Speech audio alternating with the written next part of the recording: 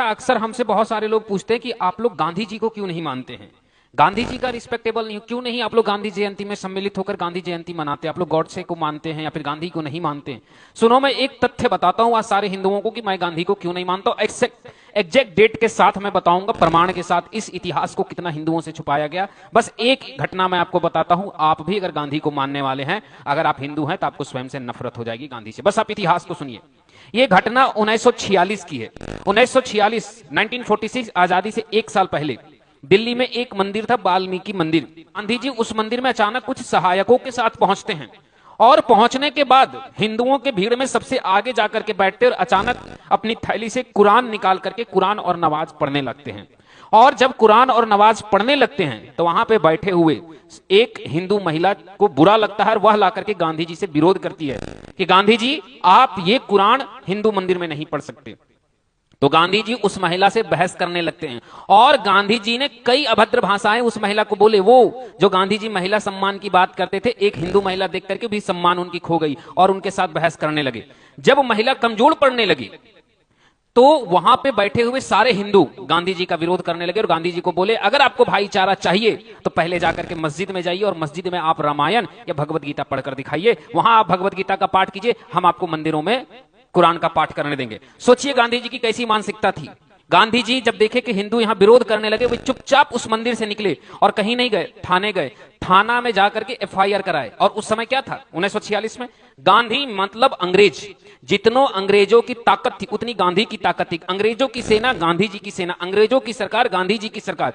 सोचिए कि गांधी जी की अंग्रेजों के अंदर कितनी पहुंच थी कि अंग्रेजों के शासन काल में 1946 में गांधी जी के एक कह देने से नेहरू जी को प्रधानमंत्री बना दिया गया था। आप में से इतिहास शायद नहीं जानते होंगे, मुझे लगता है आप लोग जितने बैठे हैं कोई नहीं जानते होंगे। मैं बता दे रहा हूं, नेहरू जी 1946 में भारत का पहला प्रधानमंत्री बना था। और कौन बनाए थे? गांधी जी के कहने से अंग्रेज बनाया था। तो सोचिए, गांधी जी दैट्स मीन्स अंग्रेज, and English judiciary is that's means Gandhi ji. Gandhi ji से ही इंग्लिश जुडिशरी, किस देश के क्रांतिकारी को फांसी मिलना चाहिए, ये तक डिसीजन गांधी जी के साथ होता था। आप जाकर के पढ़िएगा, भगत सिंह की फांसी से एक महीने पहले जब ये डिसीजन हुआ था तो एक अंग्रेज ने लिखा कि मुझे लगता था कि गांधी जी इसका विरोध करेंगे, लेकिन दुर्भाग्यता मैं इस चीज को समझा कि खुद देशवासी ही भारत के समर्थक में नहीं है जो भारत के लिए लड़ रहे हैं। उसके बाद पुलिस के साथ जब एफआईआर करवाया गया तो वहां पे अंग्रेजों की उस जमाने की पुलिस फोर्स आई और हिंदुओं को दौड़ा दौड़ा कर लाठी मारा गया था वाल्मीकि मंदिर के अंदर। और मारने के बाद जो हिंदू भाग पाए सो भाग गए, और जो ना भाग पाए उसमें से 107 हिंदुओं को गांधी जी के द्वारा पुलिसों ने गिरफ्तार किया और थाने में ले जाकर के उन्हें मारा गया। उनकी कई संपत्तियों को जब्त किया गया, उन पर कई गंभीर धाराएं लगाई गई। और साथ ही साथ दुर्भाग्यता ये बात है कि वे लोग 1947 के आजादी के बाद भी जेल में पड़े रहे, क्योंकि गांधी जी का इच्छा नहीं था कि उन्हें छोड़ा जाए। और सबसे बड़ी बात है कि उन 107 हिंदुओं के घर परिवार और सब कुछ पेपर में डाल करके गांधी जी ने सार्वजनिक करवा दिया था कि इसे कट्टरपंथी भी देख ले। उसके बाद देश में सारे हिंदू जब इस बात को जान गए तो गांधी जी का विरोध में कितने हिंदू उतरने लगे। तब गांधी जी ने एक नया नारा दिया, हे राम, मैं राम भक्त हूं। आप जाकर के पढ़िए, जहां पे मंदिर टूटा गांधी जी साथ दिए। पाकिस्तान में सरेआम हिंदू संतों का अब्दुल और रहीम कई जगहों पे हत्या किया गया। गांधी जी ने खड़ा होकर के सबके सामने कहा कि ये गारंटी है कि मैं इसका साथ देता हूं, इसको राइट है इसकी हत्या करने का। गांधी जी हमेशा साथ दिए। फिर अचानक ऐसा कैसे मन बदल गया कि 1946 के बाद वो कहने लगे कि राम के चलते ही देश चल रहा है, राम से मैं हूं, मुझसे राम नहीं, मैं राम का हूं, मैं हे राम ही मेरे राज्य। अब आप कल्पना कीजिए कि जिसने जीवन में राम के बजाय कुरान पढ़ी, जिसने राम के हर दोहे को बदल दिया, रघुपति राघव राजा राम पतित पावन सीता राम को बदल दिया, ईश्वर अल्लाह तेरो नाम सबको सम्मति दे भगवान, ऐसे ऐसे दोहे कर दिए गए, प्रार्थनाएं बदल करके इस्लामीकरण कर दी गई। क्या उस व्यक्ति के मन में, गांधी जी के मन में राम बैठ सकते थे?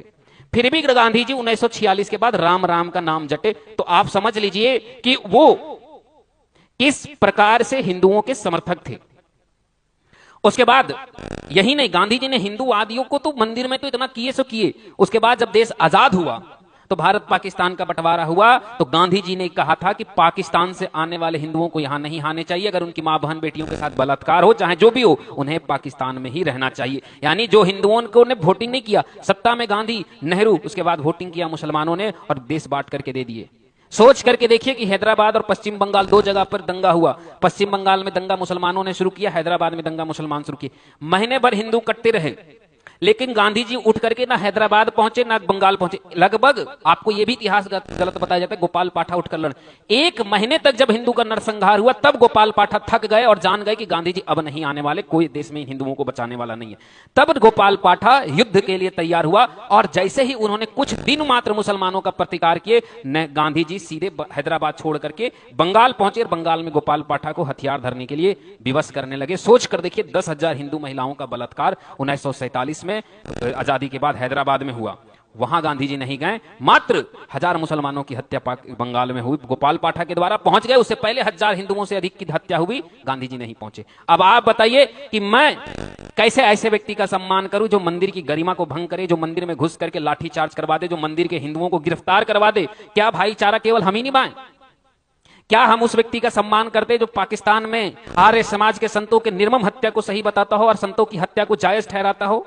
अब अगर मेरी ये बातें आपको गलत लगती हो तो अब मैं आपको आधार देता हूं। ये बातें हिंदुओं से ऐसी विश्वासघात करने के कारण एक पुस्तक लिखा गया, विश्वासघात। आप उस पुस्तक में जाकर के इस इतिहास को पढ़िएगा, आपको सारी इतिहास मिल जाएगी। और केवल यही नहीं, आपके पास गूगल होगा, आप मोबाइल में सर्च कीजिएगा दिल्ली मंदिर, वाल्मीकि मंदिर में गांधी जी द्वारा नमाज पढ़ना, आपको पूरा इतिहास मिल जाएगा। पर पूछिए भारत के किसी भी एनसीईआरटी पुस्तक से लेकर के किसी में भी हमें इतिहास नहीं बताया गया। अब आप अगर हिंदू हैं, आप सेकुलर के ठेकेदार हैं, तो मुझे इससे मतलब नहीं। बस मेरी ये वीडियो देखने के बाद आप बताइए कि क्या गांधी को जिस हिसाब से आप कहते हैं उस हिसाब से वास्तव में थे? क्या हमें गांधी को सर्वोपरि मानना चाहिए और क्या हमें गांधी के इस प्रकार से हिंदुओं के साथ किए अन्याय को हमें सहना चाहिए और हम गांधी का सम्मान करें, ये मान्य हो? और दूसरी बात, संविधान में जब ओवैसी कहता है कि हम भारत माता की जय और वंदे मातरम नहीं बोलेंगे, संविधान इसके लिए हमें बाध्य नहीं कर सकता, तो हम भी गांधी को राष्ट्रपिता नहीं माने या माने और गांधी जी की जयंती मनाए या नहीं मनाए, इसके लिए हमें संविधान या सुप्रीम कोर्ट बाध्य नहीं कर सकता। या मेरी मर्जी है, हम 2 अक्टूबर को शास्त्री जी की जयंती मनाते हैं और मनाएंगे और हमेशा मनाएंगे। हम इस दिन, इस बार दशहरा में रावण जलाएं और हो सकता है अगली बार 2 अक्टूबर को फिर रावण जलाएं और हो सकता है हम हर साल जलाएं। ये हमारी स्वेच्छा है, हमारी इच्छा है। आप या कोई भी इस पर प्रतिरोध नहीं कर सकते हैं, आपका प्रतिकार करने का भी अधिकार नहीं है। और अगर आप हमसे बहस करना चाहते हैं तो आप सीधा बहस कीजिए, इस प्रकार से आप हिंदुओं को टारगेट मत कीजिए। मैंने तथ्य के साथ बात की है। जय श्रीमन नारायण, राधे श्याम। यह वीडियो हर हिंदू, जिस हिंदू के पास पहुंच रहा है, इसे 10 हिंदू तक शेयर कीजिए, अपने भाई बहन ग्रुप में शेयर कीजिए। ऐसे ऐसे क्वेश्चन यूपीएससी में भी कल को आ गया तो आपके लिए काम देगा। और ये वीडियो इतने हिंदुओं तक पहुंचाइए कि जिन हिंदुओं को सेक्युलरिज्म का यहाँ चश्मा बांध करके आज गांधी को राष्ट्रपिता मानते हैं, उन्हें भी यह पता चले कि कितने बड़े राष्ट्रपिता थे। जय श्रीमन नारायण, राधे।